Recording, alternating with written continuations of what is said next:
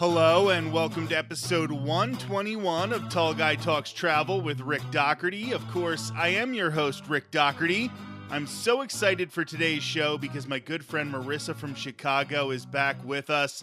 We're going to have a friendly debate about what is the best theme park in all of Walt Disney World.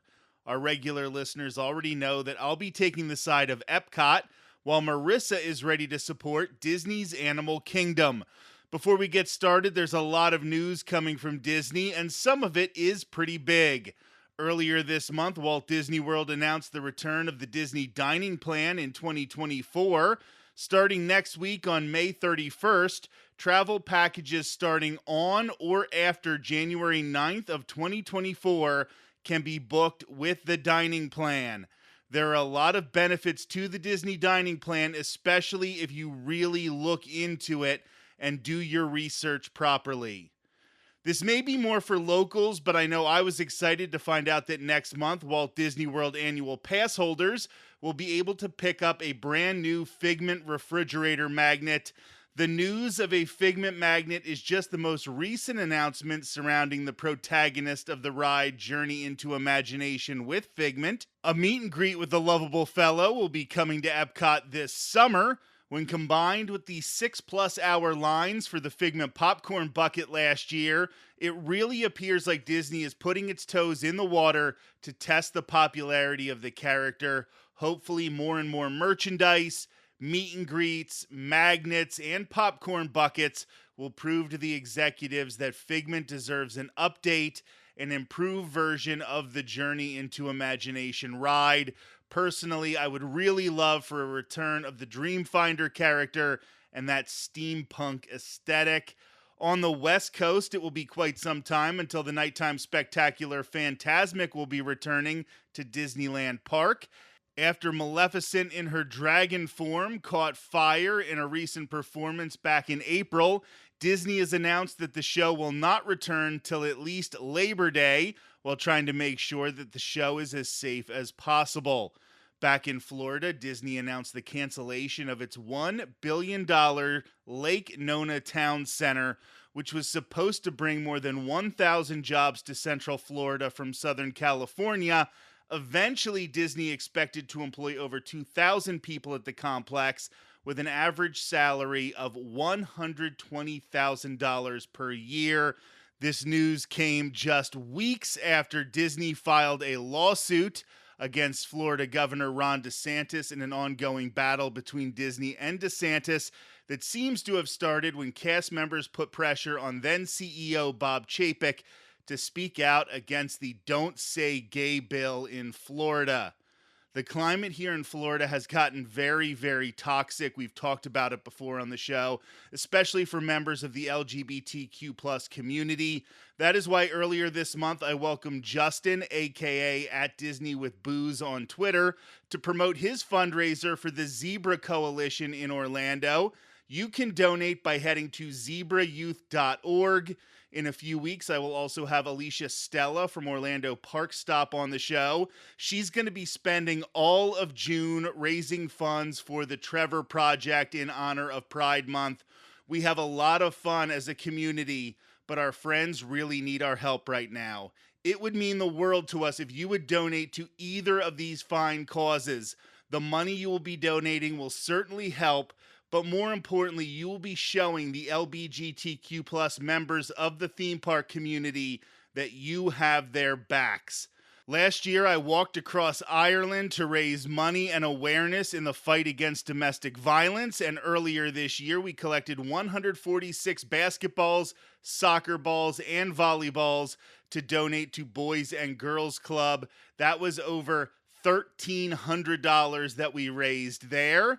Those were particularly important causes to me, but they didn't have the urgency of helping the LGBTQ plus community in Florida at this moment. On a related but much more fun note, Pride Month merchandise has been showing up at Walt Disney World over the past 2 weeks in advance of the June celebrations. The colors this year seem to be much brighter than in years past. It really looks like Disney is trying to make a statement with the 2023 merchandise that Pride should be about being able to be seen in public spaces. One more bit of news before we bring on Marissa. Walt Disney World has also announced that the Star Wars Galactic Star Cruiser will be shutting down on September 30th of this year.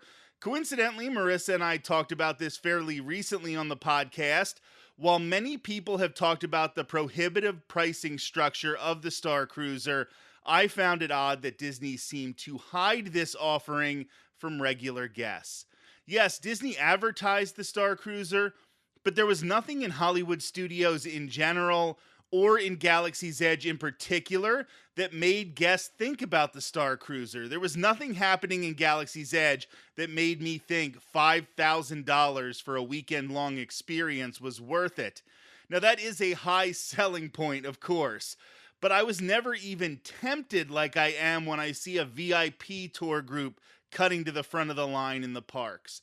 Sure, I probably wouldn't pay for that experience either, but I've dreamt about how cool it would be from time to time. They never made me jealous of what was happening on the Galactic Star Cruiser, and I'm a person who has dropped a lot of money on Disney experiences. If I never thought about it, I have to think it was a limited audience. Hopefully, Walt Disney World won't abandon the project altogether, adapting the experience to be more like a Star Wars themed hotel than a cosplay experience with a strict itinerary would be an excellent compromise, in my humble opinion.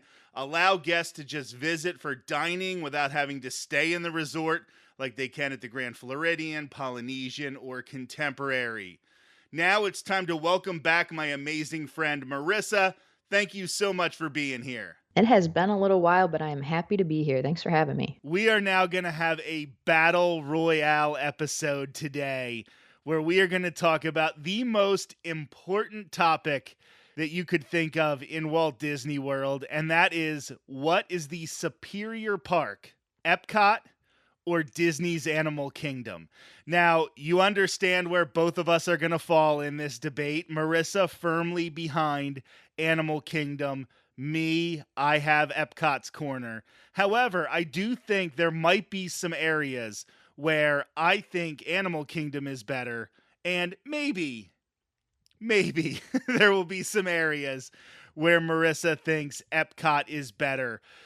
But I want to start this conversation with a controversial statement. Can we at least agree that these are the two best parks at Walt Disney World? Yeah, I think I could agree to that. I think that there's a lot to love about both these parks that is missing in the other two. Recently, I went to the 25th anniversary of Disney's Animal Kingdom, and I was leaving and I was sort of reflecting on the theme park itself. And when I was a vacationer, I loved Animal Kingdom. When I traveled more like Marissa travels, it might have been my favorite park. It was always the park we did the first day of our trip. We always rope drop Kilimanjaro Safari as the first thing of a Walt Disney World vacation. But then, as I became an annual pass holder and I go more often, I started to gravitate more towards Epcot being my favorite park because it changes a little bit more. So I would say that Animal Kingdom is my second favorite Walt Disney World park. However, it is also the one by far I attend the least, which may seem like it's counterintuitive. And Marissa has a very, very stern look on her face. But we'll talk a little bit more about that as we continue the conversation. So I think the first thing we're going to do is talk about the strengths, because Epcot and Animal Kingdom both have the same strength when it comes to dining. So why don't you talk about your favorite park's dining and why it is superior to Epcot's? Yeah, I think that both Epcot and Animal Kingdom are very strong on their dining. And there is something with the dining that's, I'll throw a bone to Epcot. I won't bring it up yet though, because I'm sure you will. But when it comes to quick service, Animal Kingdom has it in the bag. There is absolutely nowhere on property where you can get a quality quick service meal like you can at Satuli Canteen. It is hands down the best quick service restaurant on Walt Disney World property. And that goes a long way when it's hot. You want to go inside, get a little air conditioning, get a nice meal that's not your standard theme park fare, and relax and enjoy it. You can only do that in Animal Kingdom. So I am actually going to give Animal Kingdom the nod on food as well, but I will make the case for Epcot because I think there is a case to be made when it comes to quick service. The only one that I'll say is anywhere near Satuli Canteen, and it is not on the level of Satuli Canteen, and that is Regal Eagle. Regal Eagle Smokehouse at the American Adventure. They took a very bad quick service location and turned it into one of the best quick service locations on property.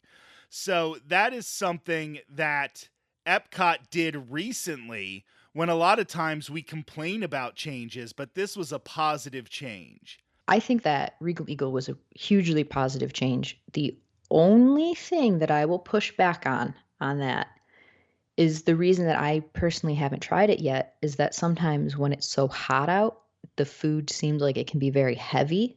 But I am very much looking forward to taking a trip when it's a little cooler out so I can actually try it because, like you said, I've heard nothing but great things. It seems to be a fantastic addition.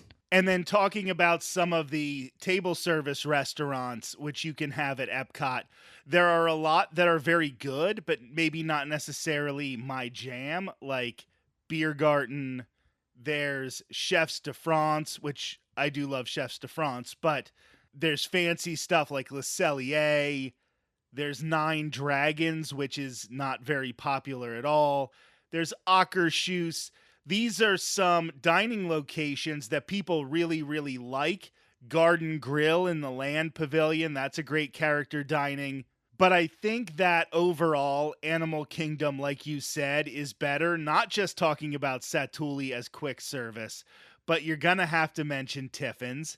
You're going to have to talk about Yak and Yeti. So why don't you talk about them? Because that's really what's going to make your case for you.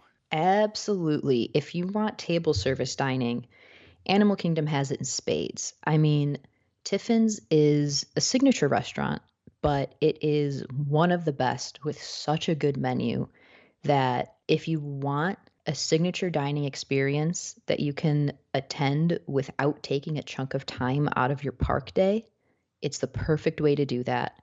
Yak and Yeti, absolutely delicious. Everything on their menu is a hit. And people, I mean, it is impossible to get a reservation there because they book up so fast because everyone wants to eat there. Tusker House is another great one. It's a character dining experience, so that's a great way to interact with characters. And they're dressed adorably in their safari outfits, so huge plus. But I think the star of the show in all of Animal Kingdom is Nomad Lounge. That lounge experience is second to none. It is such a relaxing experience, whether you're seated indoors or outdoors, and you can kind of get this incredible atmosphere while you eat. You can choose things off the Tiffin's menu without actually eating at Tiffin's. You don't have to have a reservation for it, so you can fit it into however your park day goes. Personally, I don't drink, but there are incredible drinks to accompany your food. It has everything you could want from a dining experience. Nomad Lounge, you can get the churros, which is like 6 churros and dipping sauce for $9.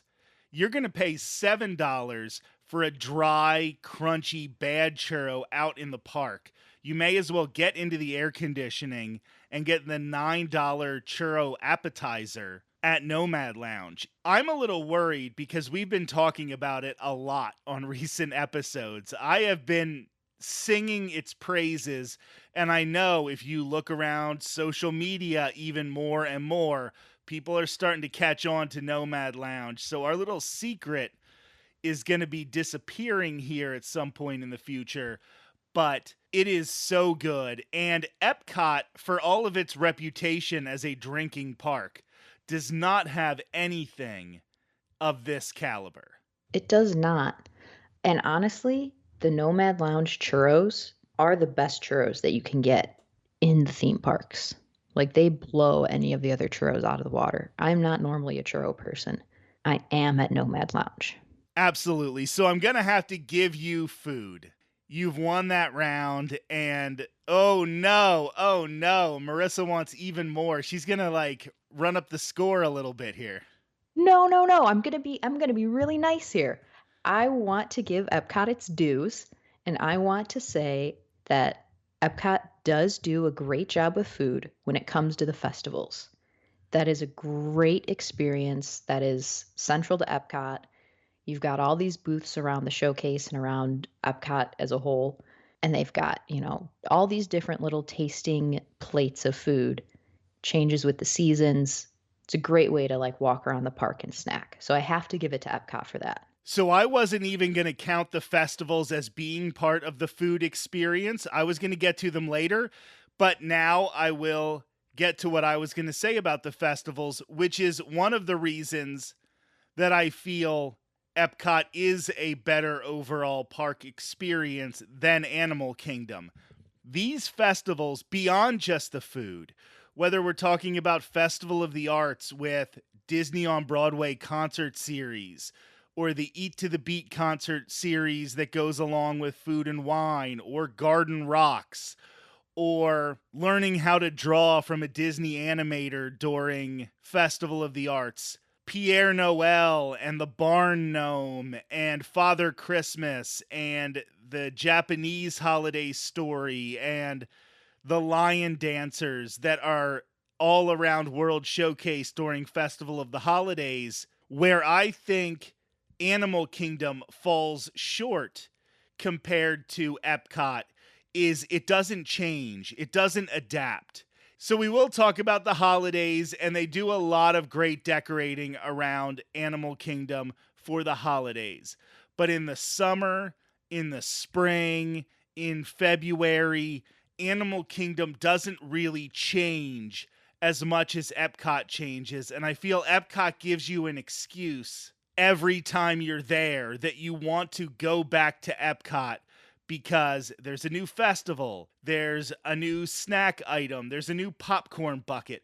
They're always giving you new stuff, which is probably one of the reasons that annual pass holders gravitate towards Epcot more than the other parks because it does change.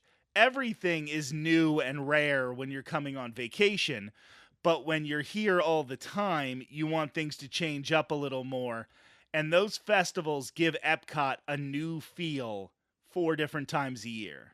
I do think that the festivals are, for me personally, probably the largest draw to Epcot right now, being able to experience that and the differences. But look, I have to say, you want to talk about things being different each trip. I mean, quite literally, there are no two trips that are the same to Animal Kingdom because you've got all these animals walking around.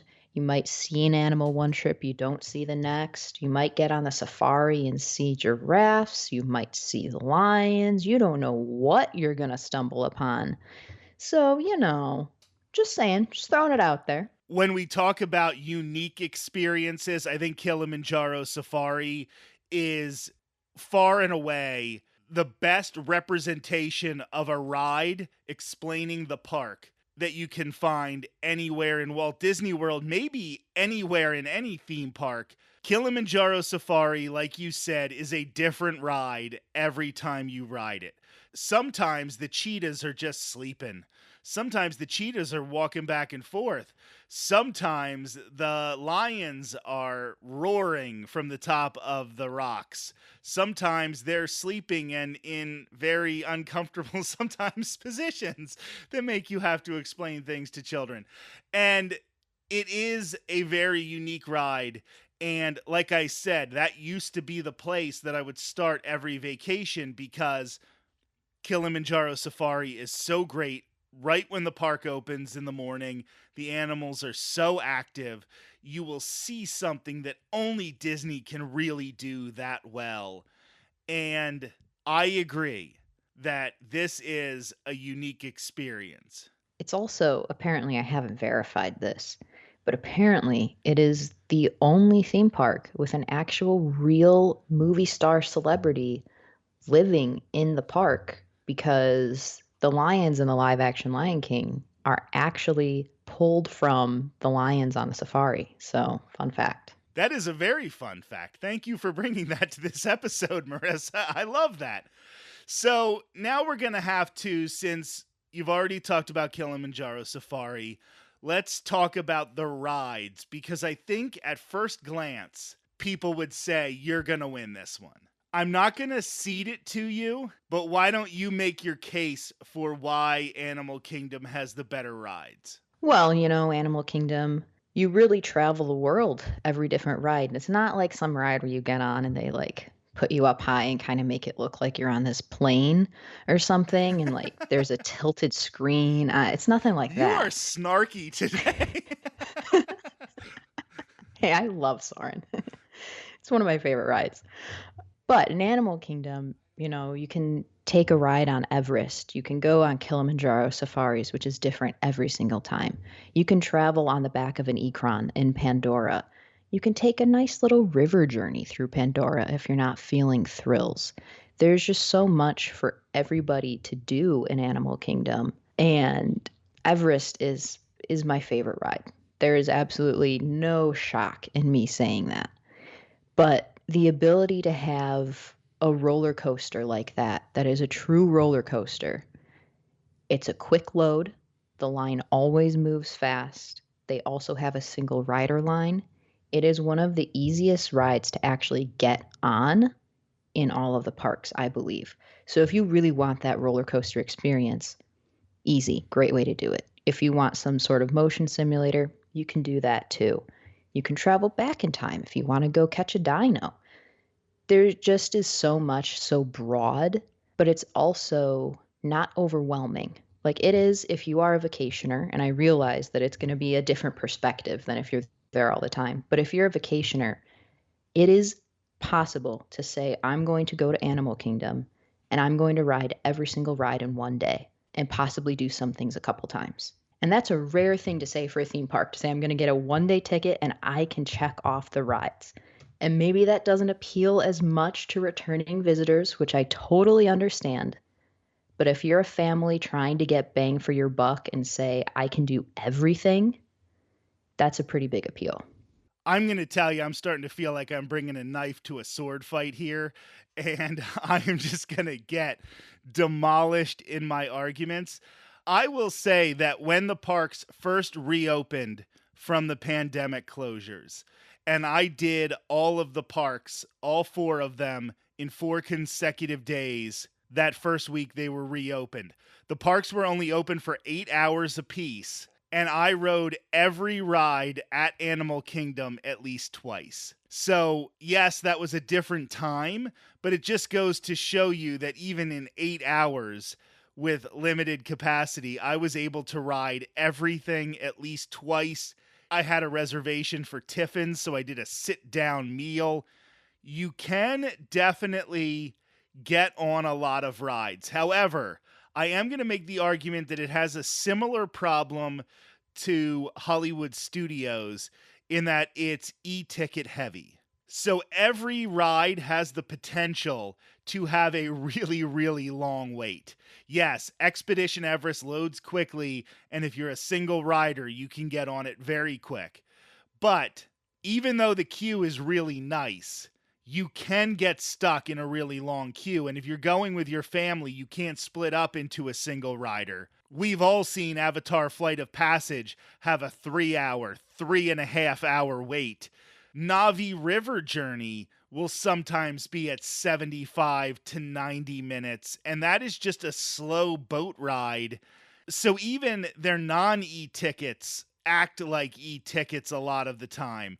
Sometimes Kilimanjaro Safari can be a pain because an animal gets in front of one of the vehicles and everybody's stuck for 20 minutes. If you're on the vehicle, that's awesome. If you're in line, a 25-minute wait just turned into a 50-minute wait, and all the people behind you are compounding that. So where I'm going to make the case for Epcot is not even necessarily that the rides are better, but it is spread out more.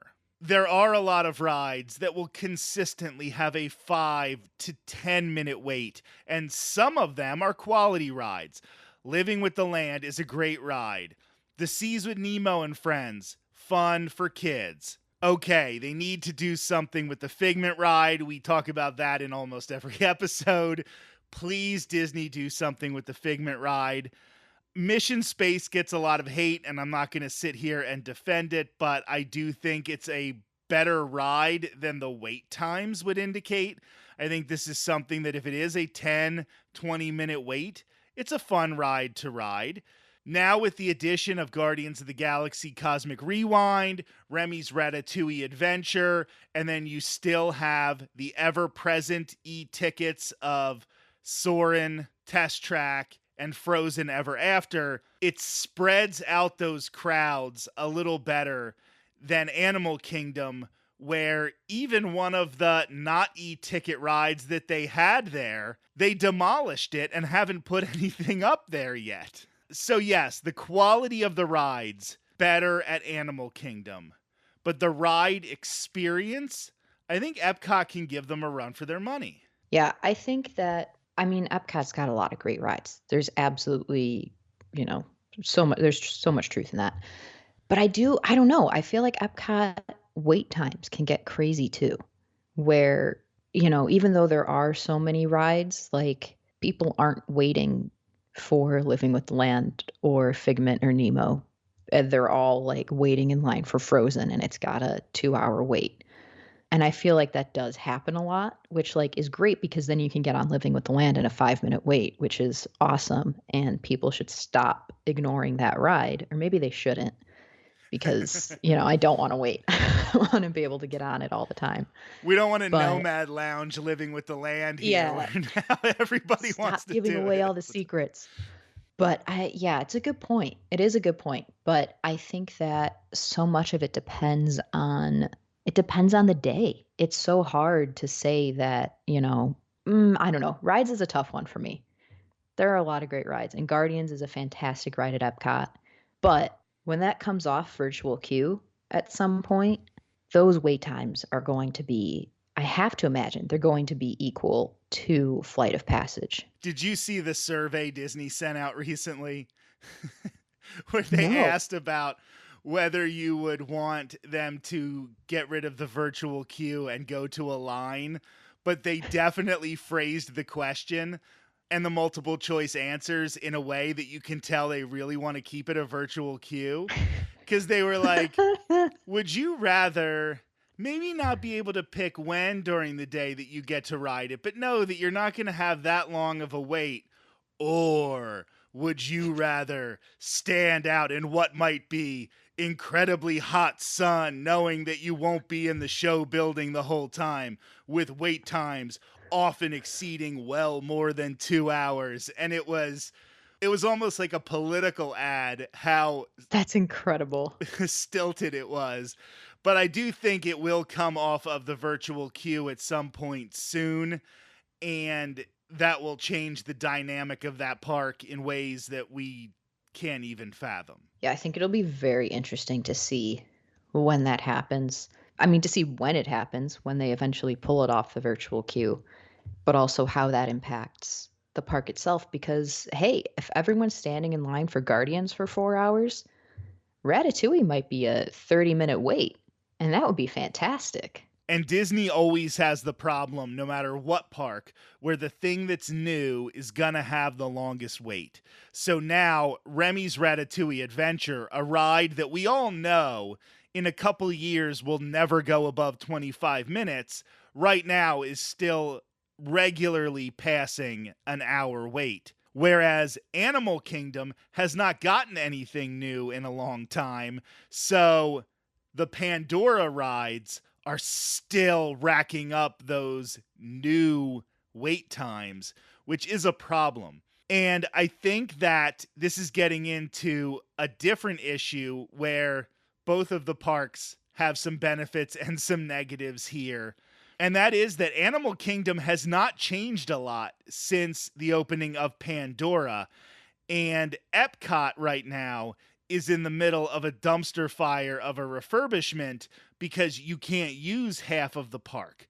This is a negative for Epcot because of how many construction walls, but it's also a negative for Animal Kingdom because everybody has their strategy for Animal Kingdom. So they all know to rope drop Avatar Flight of Passage. So now Avatar Flight of Passage has a 3-hour wait from the moment the park opens, and they let the on-property guests get there a half hour early. So if you're not staying on property, you are waiting in line for Flight of Passage. With Epcot, we don't know what the park's going to look like in just a couple of months. We know we're eventually getting this Moana attraction. We don't exactly know what it is, but it's starting to show itself. And we're going to get a lot of stuff, which we might end up having to revisit this conversation. But it doesn't look like any of them are going to be rides or major attractions besides this Moana, the World of Water. So what do you sort of have to say about this attempt at a refurb in Epcot that ended up falling short because of the pandemic versus the stagnation of Animal Kingdom? Yeah, I think right now, today, current times, present times, it is a huge plus that you can walk through Animal Kingdom without being obscured by walls. It doesn't impact the atmosphere of the park and the energy. Huge plus. Now, on the flip side, 5 years from now, when you're walking through Epcot and they've got a bunch of new stuff that you can see and do and experience, and Animal Kingdom doesn't have anything new, that's a huge point in Epcot's favor. It absolutely is. There's no way around that. And it just boils down to, Disney deciding what parks they're going to invest in. And right now, Epcot's getting kind of an investment. Like you said, it did get chopped because of the pandemic, but it is going to add, I think the Moana attraction is going to be really beautiful. Hopefully, it adds some shade or at least, a nice cool breeze coming out of all that water. And I think that's going to be a really great thing for people to experience and enjoy. And hey, who doesn't love a new thing? I think it's great. That's where we're going to leave things off in this discussion of which park is best at Walt Disney World, Epcot or Disney's Animal Kingdom. I'm not going to make you wait long to catch the end of this debate. Marissa will be back for episode 122 of Tall Guy Talks Travel with Rick Doherty, when we will cover the entertainment at both parks and more. That will be next Thursday. Until then, have a great week.